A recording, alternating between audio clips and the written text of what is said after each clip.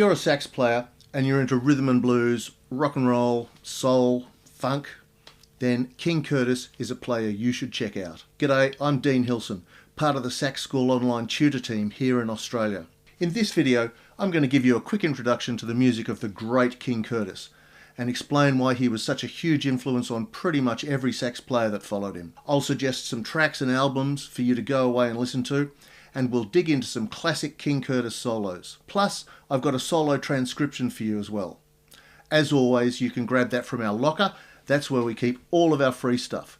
There's a link down below to sign up, so don't forget to check that out. Just before we get started, if you are new here, then you might consider subscribing so you don't miss out on any of the other videos like this that we are putting out all the time. Each month in Sax School, we focus on something new with our members. This month, it's rock and roll sax, and our members are learning a fun original challenge song called King Twist.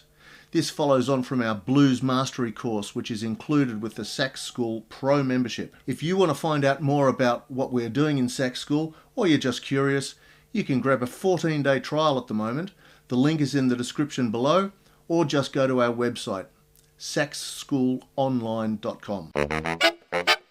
So why do we need to know about King Curtis? Well, King Curtis was known as a musician with an incredible work ethic. He moved with the times, taking his sax playing from jazz to rhythm and blues to rock and roll, soul, and then rock. He was a career sax player who wasn't afraid to follow the money. Originally moving from jazz to rhythm and blues when its popularity took off, he once said in an interview, "I love the authentic rhythm and blues more than anything, and also I like to live well." Jazz wasn't paying that great at the time. Where King Curtis went, others followed. Everything he played has been learned and copied by other sax players that came after him. Tragically, King Curtis was murdered at the age of just 37 years old. You sort of wonder what he could have achieved had he lived longer. King Curtis was born Curtis Montgomery in Fort Worth, Texas, in February of 1934. He and his sister were adopted by the Owsleys, and he became Curtis Owsley. Curtis got into many musical genres, starting with jazz, then rhythm and blues, popular music. Right from the start, Curtis set out to be a career sax player.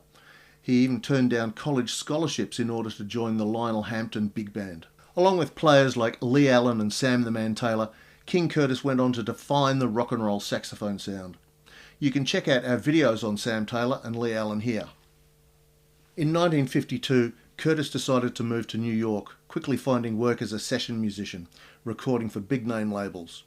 Over his career, he recorded with artists such as Nat King Cole, trumpeter Nat Adderley, the younger brother of Cannonball Adderley, country singer-songwriter Waylon Jennings, Buddy Holly, Andy Williams, Fats Domino, as well as later in his career John Lennon and Eric Clapton, and many more. He played and recorded extensively with Aretha Franklin as her MD, heading up her backing band, which was King Curtis and the Kingpins. It's Curtis on saxophone in the iconic Aretha track, Respect. King Curtis and the Kingpins even opened for the Beatles at Shea Stadium in 1965, and Curtis went on to record with John Lennon on the Imagine album. Curtis was a hard-working musician who seemed to have avoided the drug and alcohol problems that dogged so many of his contemporaries. Sadly, he was stabbed and murdered by drug dealers on the doorstep of his home in New York in 1971. Curtis fought back though, managing to disarm his attacker and stab him 4 times. Both men were taken to the Roosevelt Hospital, where Curtis later died. However, the police became suspicious about the other man with stab wounds and charged Mr. Montanez with Curtis's homicide. One detail about King Curtis's murder that doesn't often get mentioned is the fact that it happened on the steps to a building that he owned. They usually just say on the steps to his apartment, but he owned the whole building. It was a 5-story Manhattan brownstone with 8 apartments, and King Curtis had purchased this for $100,000 just after he came off tour with Aretha Franklin. This goes to show that he was a seriously successful musician. King Curtis was posthumously inducted into the Rock and Roll Hall of Fame in 2000. From jazz big bands to small vocal groups, from rhythm and blues to rock, the sax playing of King Curtis spanned and influenced a whole generation of music lovers and musicians. For a taster of Curtis's early career, check out The Coaster's Greatest Hits. His playing is definitive early rock and roll saxophone. You'll have heard the track Yakety Yak before, and it's Curtis's staccato style in his solo that is instantly recognisable. becoming known as Yakety Sax, a style in itself. Then in 1963, the sax player Boots Randolph recorded his own track called Yakety Sax, which was inspired by Curtis's solo, and it was a huge hit, now best known, of course, as the Benny Hill TV show theme. Soul Twist, released in 1962, was a big hit for King Curtis, and it's a great example of the classic mid-career King Curtis sound. Authoritative, dirty, gritty and rocking.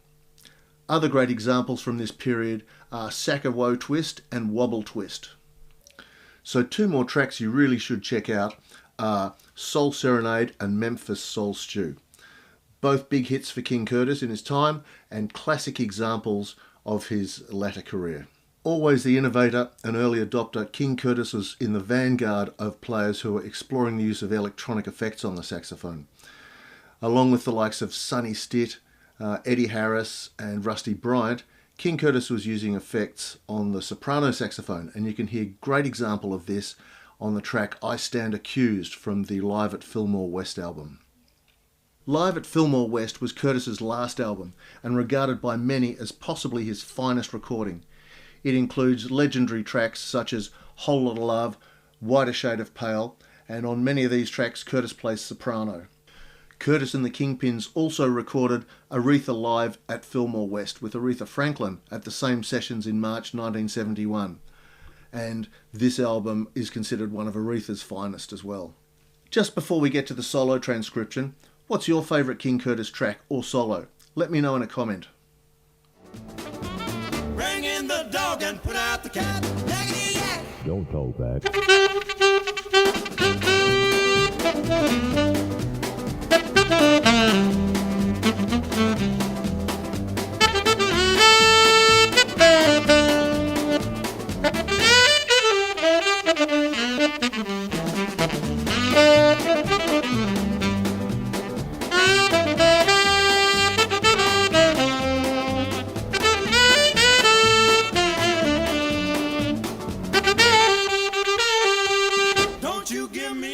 So this solo, in my opinion, ticks all of the boxes when it comes to what you want from a great rock and roll solo of this period. It references the melody, it's harmonically simple, completely within the chord, rhythmically driving and packed with attitude. There are some techniques you will want to be across to execute this properly, and the first is a staccato tonguing technique, where we go takata, or takatoy. Use this for sections like the pickup, takatoy, takatoy, takatoy. Then there's the scoops and the bends. Bending the note downwards by a semitone, like in bars 12, 25 and 28, can be achieved by moving your lower jaw quickly, as if saying yol, yol. It's a very Texan thing to say. After all, King Curtis was Texan. Scooping up to the note, I pretend like I'm saying twa. So the first few notes would be takatoy, takatoy, takatoy, takatwa, twa. If I speed that up, takatoy, takatoy, takatoy, takatwa, twa. You can achieve this with regular articulation, but the other way is a little bit easier. So this solo goes by at a fair clip. You might want to practice it slowly with a metronome at first, or use some sort of slow down app. So now you know all about King Curtis, what's your next step?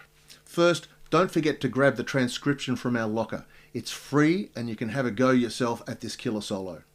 Then go check out the other videos on our channel about Sam the Man Taylor and Lee Allen, two more amazing players you need to know about from this period. The links are in the description.